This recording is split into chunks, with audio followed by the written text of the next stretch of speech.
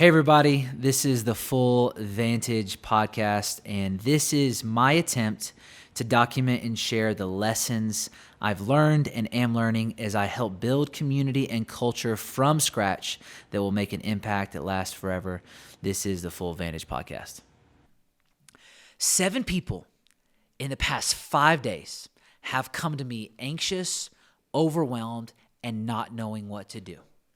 And I want to talk about how I personally have began to use those negative, seemingly desperate circumstances in my favor so that I can find freedom stepping into my future. I have found immense value in living a priority-driven life, and it's literally changed the game for me. And so over the past decade, I have stepped into not struggling with meaninglessness, but literally just loving the value that I was living life with. So here is where I am. Here's where we're going. And I just want to reveal to you just really practically what we can do when we find ourselves not knowing what to do. I think another way to view anxiety is having a lot of options and not knowing which one to choose. Being overwhelmed is having multiple things that you know you need to do and you not knowing what to do. And then at the end of the day, struggling with decision making is I've got all of this doubt. I got all of this seemingly potential direction.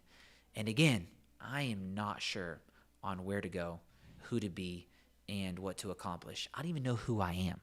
So, as I stepped into a room 10 years ago, I put my head in my hands, and I was feeling all of those things. That strand of overwhelmingness, that strand of anxiety, that strand of, what do I do now? What do I do next? Had all of these amazing things happening around my life.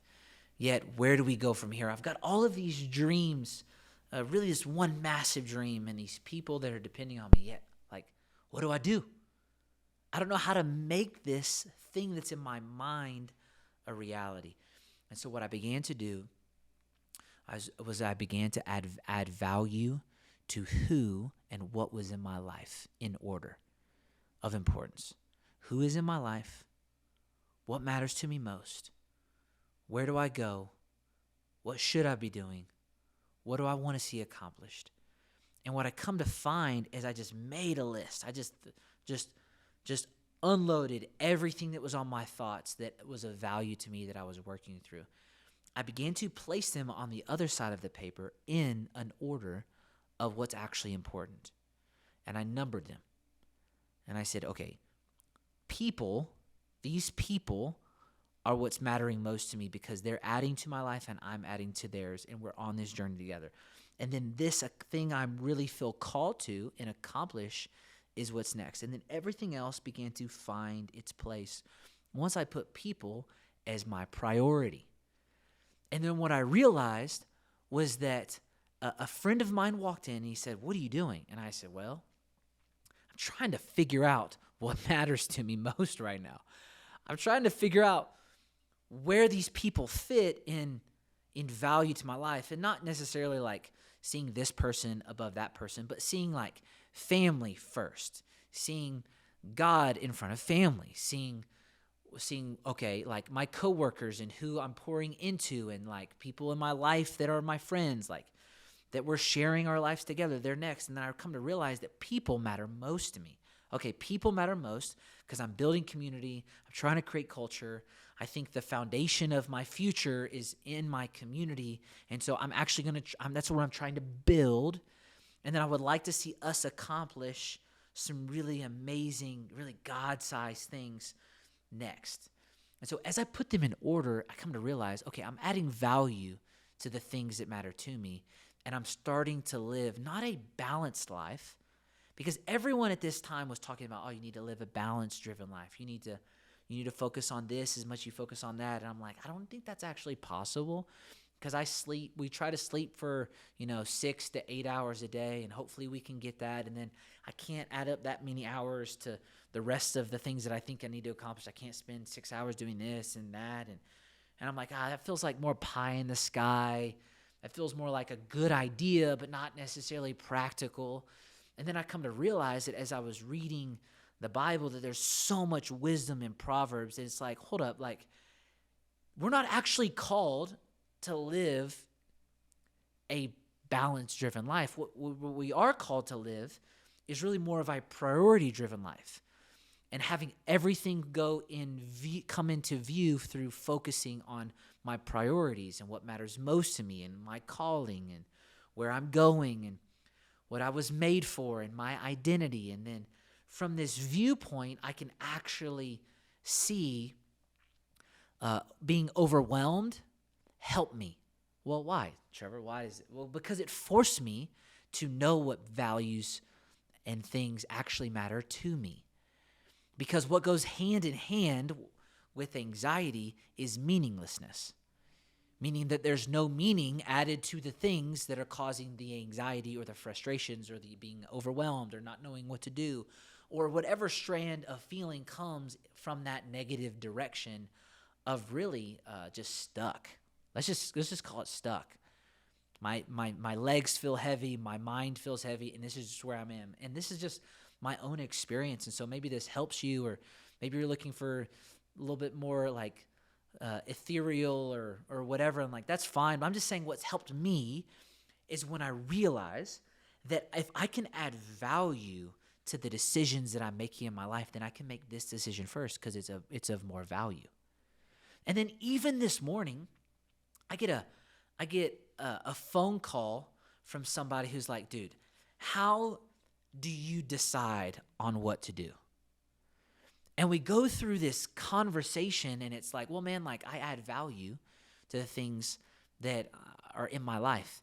And then at the end of the day, the bigger the decision, the more time, the more thought it actually takes. We don't need to make big decisions with big consequences flippantly. Okay, but that could cause me to be overwhelmed. Yeah, it could. But you know what it also could do? Get you to think about it. Because you should be valuing it or you should not. Let's just think about it for a second. And I'm like, this is actually a beautiful thing because there's freedom that comes in when we focus. I heard a guy recently talk about like it's the 20th idea that actually changes the game, not the third or the fourth or the fifth. You can come up with 5 really good ideas really quick. And the hard ones are the thoughts between 6 and 15. And then the life-changing ones are 16 to 20. And that 20th idea, that 20th thought in that same direction will change the game. Because you've taken time and you've invested in something that you say is of value that could have massive consequence. So once I have this list that is a game changer of value and things that I'm really focusing on and things that I really care about, it allows me to place what could be overwhelming decision-making process in order of like, hey, make this decision first. Spend your time here first, and then go from there. And then if you don't get to 20, guess what? You did 19 today. And they were more valuable than the 20th thing. And if the 20th thing is more valuable than the 17th thing, guess what you can do? You can reorder the thing. Like tomorrow we can say like, hey, actually I needed to do this today, or I need to do that tomorrow. And then the urgency is placed based off of your heart.